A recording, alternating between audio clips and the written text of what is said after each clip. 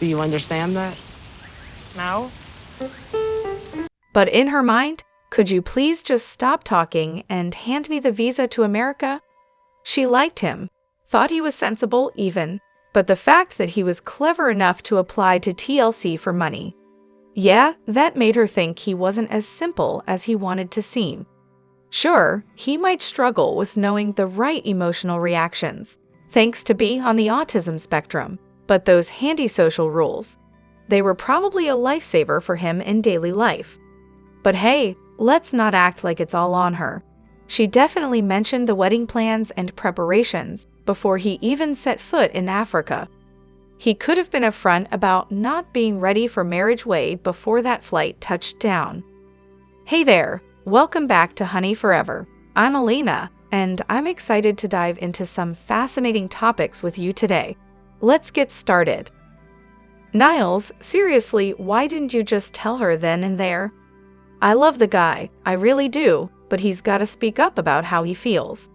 Those 20 Niles maxims of his aren't going to save him from the storm that's coming his way.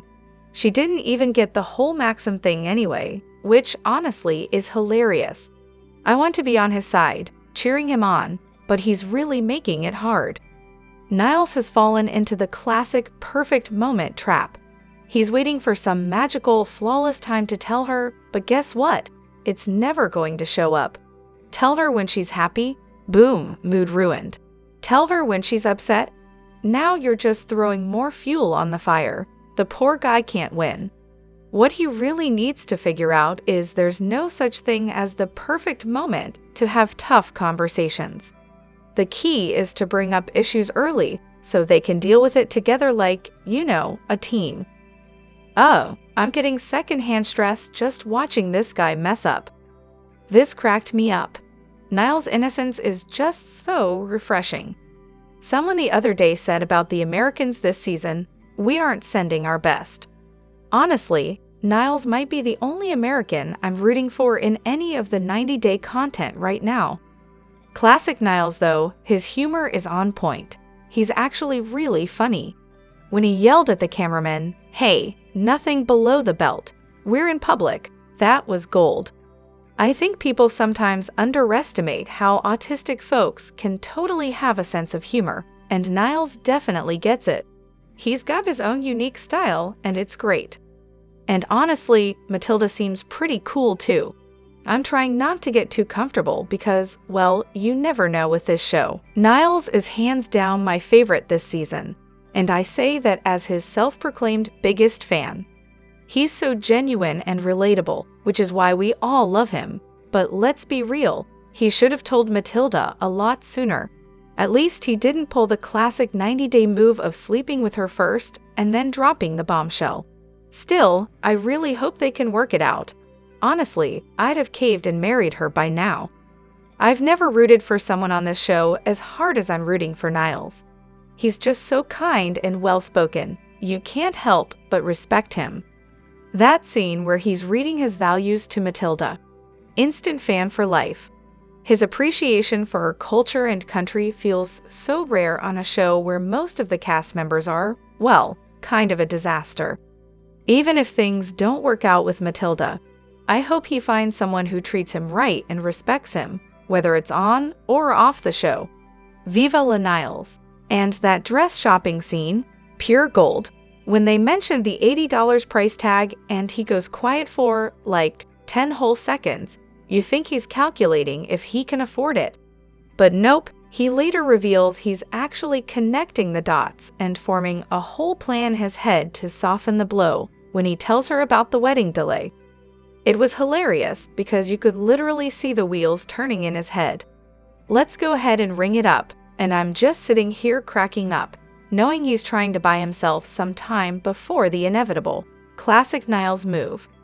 Niles versus Tyree. Honestly, I'm all in on Team Niles. He's amazing. He found a real woman in Matilda, locked things down, and now it's just a matter of keeping her. Meanwhile, sweet Tyree. He's genuine, full of potential, but still struggling to find his footing. I swear, if Niles and Tyree ever met up, it would be iconic. Maybe Matilda could hook Tyree up with a friend. He'd probably lose that virginity before the first episode even aired. I really hope this somehow gets back to them, because Niles and Tyree becoming best friends? That's spin-off material right there. The adventures of Tyree and Niles during the 90 days. Africa, here we come. I'd watch that in a heartbeat. That said, I do wish Niles had been clearer with Matilda about not planning to marry her on this trip. But let's be real, Niles and Tyree aren't quite on the same level. Tyree might be as sweet as they come, but I'm not sure he's quite as good as TLC tries to paint him. And honestly, I don't think Africa is the place for him to be looking for a partner either, signed, an African woman. There's definitely a lot of back and forth when it comes to the whole Maitalia situation, and I get why people have strong opinions. But honestly, the hate she's getting feels a bit over the top. Okay, sure, she cries a lot, is delusional in some ways, and clearly has emotional issues. No one's denying she needs therapy, and it's obvious she and James probably shouldn't be together. But this constant bashing of her banana chip business? I don't get it. They're living rent-free in her parents' house. James isn't exactly coming up with any other money-making ideas, and he's got a lot of free time. Why wouldn't he help with the banana chips if it's keeping a roof over their heads?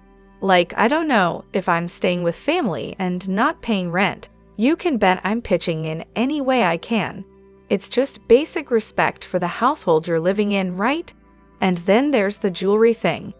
Maitalia is clearly putting effort into it, and James has the nerve to criticize her for not selling enough. When she suggests selling online, he dismisses her, saying shipping is too expensive. But let's be real, people would totally buy authentic Indonesian jewelry on Etsy or eBay, and many wouldn't even blink at the shipping costs. Whole businesses operate like this from the global south. It's not a crazy idea, and honestly, James isn't doing much better with his realistic approach. At least Maitalia has a vision, even if it needs refining. Meanwhile, he's out here complaining about money after dropping cash on a car they aren't even using. On top of all that, we've got the health issue. Yes, she returned to Indonesia because of health problems she was dealing with in the US, and I get it. Anyone who's navigated the US healthcare system knows it can be a nightmare. Pills that just treat symptoms, doctors who don't listen. It's even worse if you're an immigrant or a woman of color. Maitalia's frustration with the medical system in the US makes total sense. She's got a support system back home, the cost of living is cheaper, and she can lean on her family for help while they figure things out. But the way people act like she's crazy for wanting to stay in Indonesia, that part just doesn't sit right with me. Oh, and the braids thing? Seriously? Indigenous people around the world wear their hair like that. It's not weird, it's not ugly, it's just hair. People really need to chill with that critique. Look, both Banana Chip Jimmy and Maitalia have their issues, no doubt. They're emotionally immature, and neither seems to really know what they want. But this constant narrative that they can't make it work in Indonesia, or that her health problems are just an excuse to stay close to her family, feels a little unfair. Sure, James might be able to make more money in the US, but it's not that simple. If staying near her family is a deal breaker, maybe she should have married someone local. And let's face it, James doesn't seem all that invested in learning the language or fully integrating into life in Indonesia either.